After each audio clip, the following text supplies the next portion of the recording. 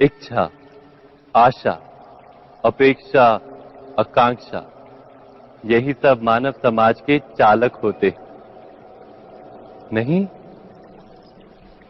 यदि कोई आपसे पूछे कि आप कौन, तो आपका उत्तर क्या होगा? विचार कीजिए।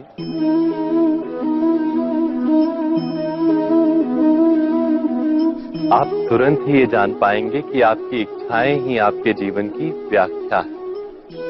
कुछ पाने से मिली सफलता, कुछ ना पाने से मिली निष्फलता ही आपका परिचय। अधिकतर लोग ऐसे जीते हैं कि स्वयं भीतर से मरते रहते हैं, किंतु अपनी इच्छाओं को नहीं मार पाते। इच्छाएं उन्हें दौड़ाती हैं जिस प्रकार मृग तृष्णा मृग को दौड़ाती है। परंतु इन्हीं इच्छाओं के गर्भ में ही ज्ञान का प्रकाश भी। कैसे? जब इच्छाएं अपूर्ण रहती और टूटती, तब वहीं से ज्ञान की किरण प्रवेश करती है मनुष्य के हृदय। ना, ये कथा नहीं है केवल इच्छाओं के संघर्ष की, नहीं है केवल महत्वाकांक्षाओं से जन्म लेने वाले भयावह रक्तपात। ये कथा है इच्छाओं के गर्भ से उदित होते हुए ज्ञान। इस संसार में आने वाला प्रत्येक बालक संपूर्णतः संस्कार रहित होता है। उसके अंतर पर ना किसी अच्छे संस्कार के चिन्ह अंकित होते हैं, ना ही बुरे संस्कार के। अर्थात जन्म से बालक में ना कोई गुण होता है और ना ही कोई दोष। तो ये दोष अथवा गुण किस प्रकार प्राप्त होते हैं? क्या हमने कभी विचार किया है?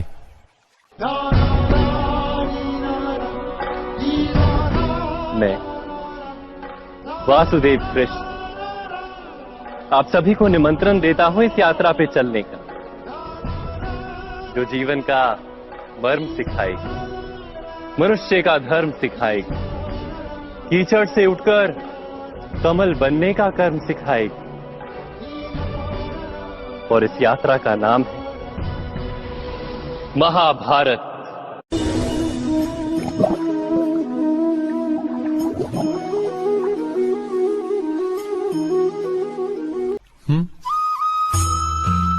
जो बात माता पिता के मुख से निरंतर सुनी जाती है, वही बात उनकी संतानों के हृदय का संस्कार बनती है।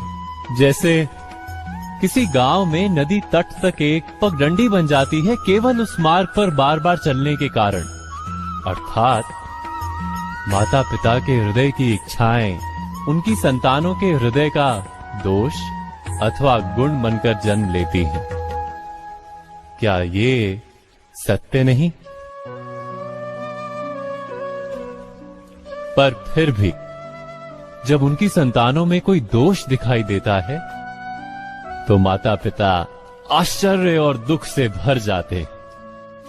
माता पिता का हृदय ये प्रश्न करता है कि उनकी संतानों में ये कुसंस्कार आए कहां से। सत्य तो यही है कि माता पिता अपनी संतानों को अनजाने में ही कुसंस्कार के बीज दे देते हैं, जो उनके संतानों की हृदय भूमि पर कुसंस्कार का वृक्ष बनकर उगता है। अर्थात अपनी संतानों को सुसंस्कारी और धर्ममय बनाने की आशा रखने वाले प्रत्येक माता पिता को प्रथम अपने हृदय की इच्छाओं पर अंकुश रखना क्या अनिवार्य नहीं?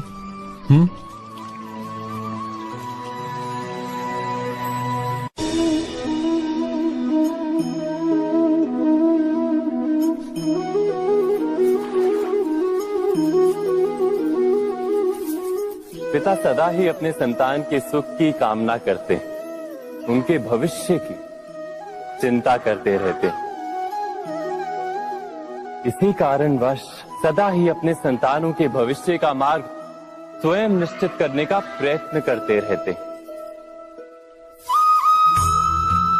जिस मार्ग पर पिता स्वयं चला है, जिस मार्ग के कंकर पत्थर को स्वयं देखा है, मार्ग की छाया, मार्ग की धूप को स्वयं जाना है, उसी मार्ग पर उसका पुत्र भी चले, यही इच्छा रहती है हर पिता की।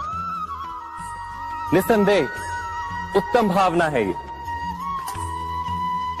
किंतु 3 प्रश्नों के ऊपर विचार करना हम भूल ही जाते हैं। कौन से प्रश्न? प्रथम प्रश्न, क्या समय के साथ प्रत्येक मार्ग बदल नहीं जाते? क्या समय सदा ही नई चुनौतियों को लेकर नहीं आता? तो फिर बीते हुए समय के अनुभव नई पीढ़ी को किस प्रकार लाभ दे सकते हैं? दूसरा प्रश्न, क्या प्रत्येक संतान अपने माता पिता की छवि होता है? हाँ, संतानों को संस्कार तो अवश्य माता पिता देते हैं, किंतु भीतर की क्षमता तो ईश्वर देते हैं। तो जिस मार्ग पर पिता को सफलता मिली है, विश्वास है कि उसी मार्ग पर उसकी संतानों को भी सफलता और सुख प्राप्त होगा।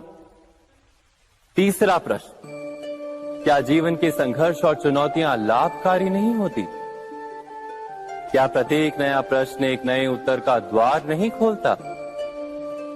तो फिर संतानों को नए नए प्रश्नों, संघर्षों और चुनौतियों से दूर रखना, ये उनके लिए लाभ करना कहलाएगा या हानि पहुंचाना? अर्थात जिस प्रकार संतान के भविष्य का निर्माण करने के बदले उसके चरित्र का निर्माण करना श्रेष्ठ है, वैसे ही संतानों के जीवन का मार्ग निश्चित करने के बदले उन्हें नए संघर्षों के साथ जूझने के लिए मनोबल व ज्ञान देना अधिक लाभदायक नहीं होगा? स्वयं विचार कीजिए।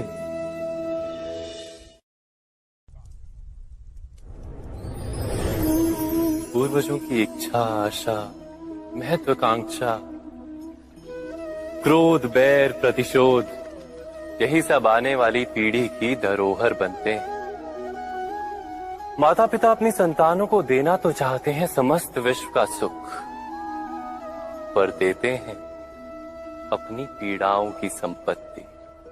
देना चाहते हैं अमृत, पर साथ ही साथ विष का घड़ा भी भर देते हैं। आप विचार कीजिए, आपने अपनी संतानों को क्या दिया आज तक?